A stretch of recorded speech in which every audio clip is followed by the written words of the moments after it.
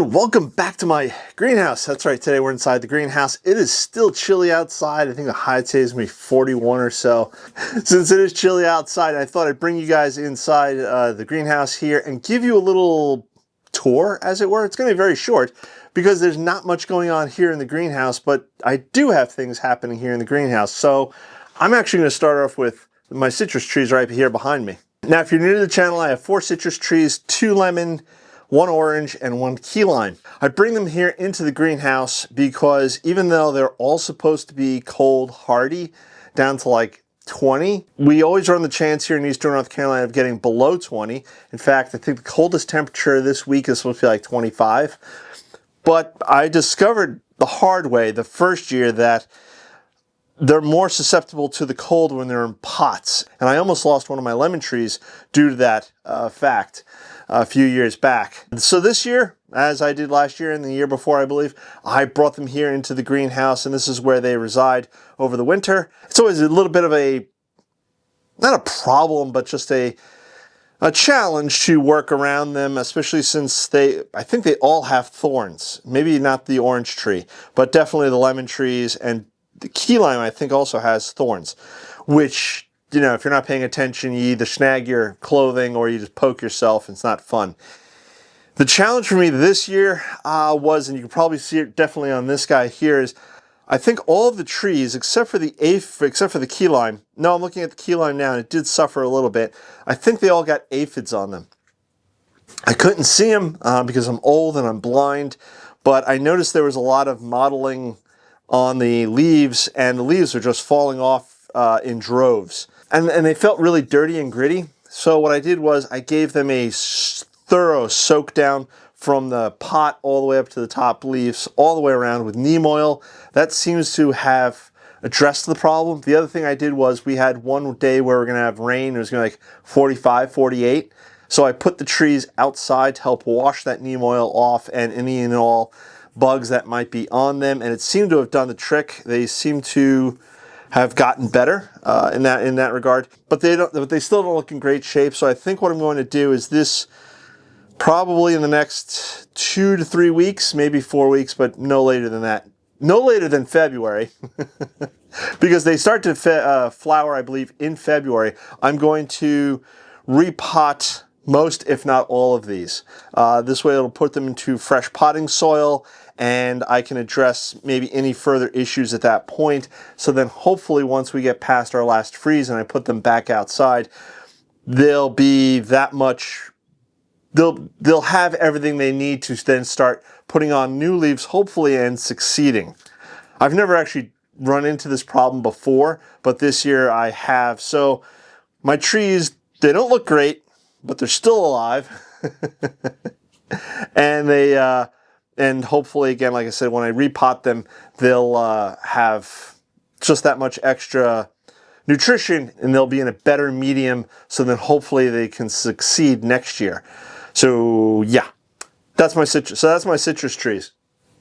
There's nothing going on the bench behind them, although I think I will start putting some plants back over on this side. Now, this side is not the sunny side of the greenhouse. The sun rises from the east, which is over there, sets on the west, so this side is the sunny side.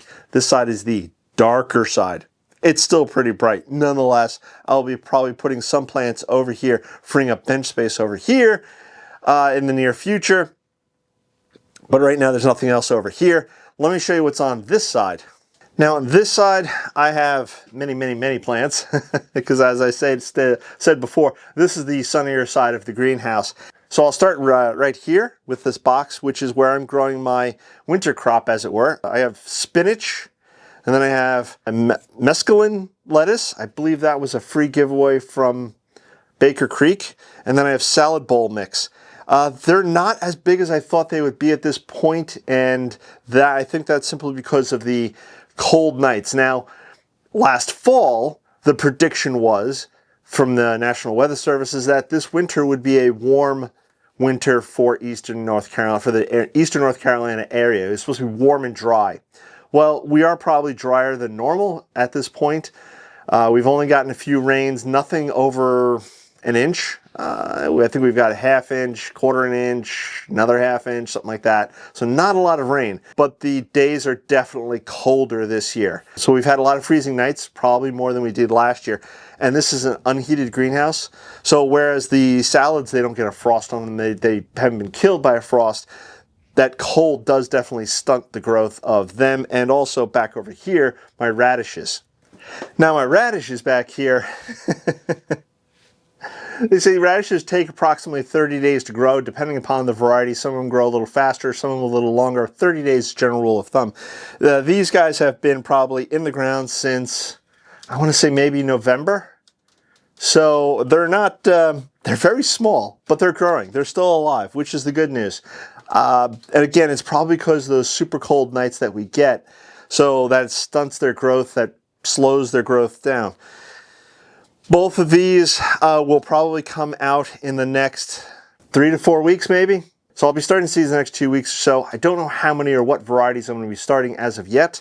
I have to go through, and I'll talk more about that when I do a video about my seeds and my seed organization. I am going to do a whole video about all of that soon. Hopefully by then I can start harvesting some of my lettuce if they, once they get a little bit bigger, and I can have maybe a salad. I'll have my lettuce and some radishes into a salad, and then all of this will get cleaned out of here, making room for all the new seeds that I'll be starting. All along the front over here you may see, and a few other pots here, I have the Red Hot Pokers, which I divided up at the end of last year. And they're all surviving, thriving. I don't think I have a dead one yet. I may have had a couple of those divisions. They may have, because when I made my divisions, I was just really over-eager, as it were. So I think I was over-eager when I was making my divisions. So therefore, I wound up with a lot of small divisions. So some of them may, for instance, here's one where there's no top growth. But the roots underneath may still be okay, and it may still push up growth in the upcoming weeks. In fact, I'm going to put it up here up on the shelf to maybe warm the soil a bit, and maybe that'll spur some growth. If it doesn't, it goes into the compost bin, no loss. I have like 30 some odd of these plants to go. And I think a lot of these plants will wind up over on the other bench just to make room for the new seeds, for the seed starts that I'll be putting over on this side. Back behind the Red Hot Pokers and the radish, I have various other verbena cuttings, which are okay. I have lavender, which are doing well. I have a couple other things here that aren't maybe doing so well, so we'll see if they survive until the spring. If not, they go into the compost pile. In the back, I have a couple of different salvias. I have a couple of different agapanthus, and then I have a Mexican cigar plant. There's a name for it. Can't remember the name of it, but if you guys remember, leave that in the comments below. And up top, I have various different seedlings of catmint and cuttings of salvias and yupons, and I have a tray of snapdragons where it looks like there's only 2 little seeds going there, maybe 3 or 4, but they haven't put much growth on, and I sowed them in the fall. So they're still alive, they just really haven't put any growth on, and again, that's probably because of those really, really cold nights. Down here on the ground, I have several bushes which are in states of dormancy. I have some wandering Jew, which doesn't look great, but it'll bounce back come the springtime. And then I have my potato experiment, which is still going, still alive. I still have good growth up top. So we're going to wait and see how much longer these potatoes will grow inside this grow bag, and I may be harvesting potatoes in the springtime. I don't know. And I just keep the soil moderately moist, and like I said, hopefully once that weather really starts warming up, they start growing a whole lot more, and then maybe I'll get a spring harvest out of potatoes. I don't know. So we'll have to wait and see. And the very last thing that I've done this year, which I've never done before, and I have my little experiment going on here in the greenhouse, is I've taken the cutting, or cuttings, of my Meyer lemon tree. So I have 3 cuttings in here. I've been keeping them in the Ziploc bag there to retain moisture and warmth into the container itself. And so far, so good. They do look pretty healthy. In fact, I'm not sure if my eye deceives me, but one or two of these look like they're putting on growth. It's very hard, but I will keep the bag on them for just a little bit longer, keep my eye on them, and hopefully within the next couple of weeks, maybe I'll be taking the bag off once I see good signs of growth. I've never done anything like that before, taking cuttings from a citrus tree, so this will be my first time, and we'll see what happens if like I said, if the cuttings do show significant signs of growth. I let them stay in that pot for just a little bit longer, probably until the springtime, because by then hopefully they'll have pretty good roots, and once that last frost or freeze passes, then I'll be probably putting them into their own individual pots and then growing them on throughout the summer, probably on the potting bench maybe, and then we'll see where that leads us. So if you haven't subscribed, please subscribe, click that bell icon to be notified when I do post a new video. So this way you can follow along to see what happens here over the next few weeks so far as my lettuce and radishes are concerned.